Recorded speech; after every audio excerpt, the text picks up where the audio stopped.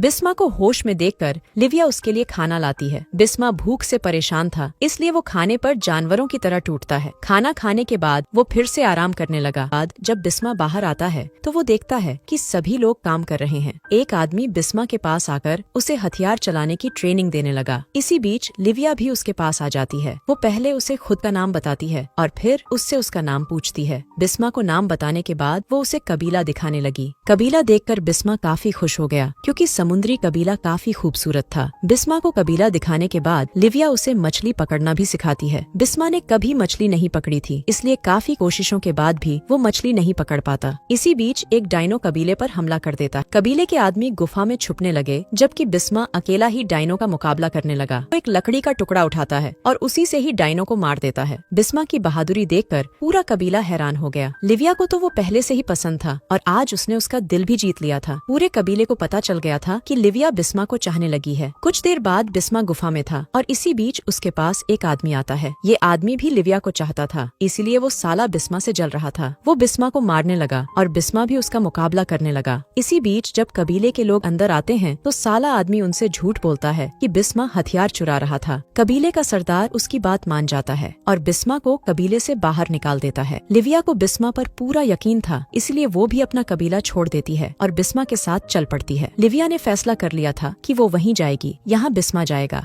Dino को देखकर दोनों छुप गए थे, लेकिन फिर भी डायनो ने उन्हें देख लिया था। डायनो से बचने के लिए दोनों भागते हैं और भागते भागते एक गुफा में आ जाते हैं। बिस्मा गुफा में एक रास्ता बनाता है और लिविया को बाहर निकाल देता है। डायनो अभी भी बाहर था, इसलिए बिस्मा ने लिविया को दूसरे रास्ते से बाहर निकाला था। बिस्मा जब खुद बाहर निकलने लगता है तो रास्ता बंद हो जाता है। दूसरी तरफ लिविया डायनो से डर कर दौड़ रही थी और इसी बीच उसे पहाड़ी कबीले वाले घेर लेते हैं। उधर बिस्मा भी गुफा से बाहर निकल आया था, जबकि लिविया खुद को बचाने के लिए दौड़ रही थी, मगर हीरा उसे दबोच लेता है। इसी बीच बिस्मा भी पहाड़ी कबीले पर टूट पड़ता है, लेकिन जब वो उसे मारने लगता है तो लिविया उसे रोक देती है। थोड़ी देर बाद लिविया और बिस्मा भी पहाड़ी कबीले में आ जाते हैं। लिविया के गोल्डन बाल देखकर सभी औरतें हैरान थीं, क्योंकि उन्होंने पहली बार ऐसे बाल देखे थे। अगले दिन सुबह होते ही बिस्मा लिविया को पास वाली नदी में लाता है। खुला पानी देकर लिविया उसमें नहाने लगी। वो बाकियों को भी पानी में बुलाती है, जिसके बाद सभी पानी में आ जाते हैं। पहाड़ी कबीला पहली बार पानी में उतरा था, इसलिए ये सभी लोग बेहद हैरान थे। लिविया जैसे ही नहाकर बाहर आती है तो एक डायनो पक्षी उसे उठाकर ले जाता है। बिस्मा पक्षी के पीछे तो भागता है, लेकिन वो उस तक पहुंच नहीं पाता। वैसे लिविया की किस्मत अच्छी थी, क्योंकि पक्षी उसे समुद्री कबीले के पास फेंक कर चला गया था। वो थोड़ी सी जख्मी थी, लेकिन फिर भी जिंदा थी। लिविया अपने कबीले में तो पहुंच गई थी, लेकिन वो अभी भी बिस्मा के पास जाना चाहती थी। उधर बिस्मा भी लिविया को ढूंढ रहा था और जल्दी ही उसे लिविया नजर आ जाती है। एक दूसरे को देखकर दोनों खुश हो गए थे। इसी बीच हीरा के आदमी भी उन तक पहुंच जाते हैं, जिसके बाद लड़ाई शुरू हो जाती है। बिस्मा और समुद्री कबीले वाले उनसे लड़ते लड़ते पहाड़ी कबीले की गुफा तक पहुंच गए थे। हीरा लिविया को उठाना चाहता था, इसीलिए ये लड़ाई शुरू हुई थी। लड़ाई के बीच में ही ज्वालामुखी फट जाता है, जिस कारण बड़े बड़े पहाड़ टूटने लग जाते हैं। ज्वालामुखी फटने के कारण हाहाकार मच गया था, जिसमें जीरा जैसे लोग भी मारे जाते हैं। हीरा को बिस्मा ने मार दिया था, लेकिन फिर भी आज कई निर्दोष लोग मारे गए थे। कहानी के आखिर में बिस्मा और लिविया जिंदा बच गए थे। बिस्मा उन लोगों का सरदार बन चुका था जो ज्वालामुखी से बच गए थे। ये लोग धीरे धीरे आगे बढ़ने लगे थे, क्योंकि इनके पास अब रहने की कोई जगह नहीं थी।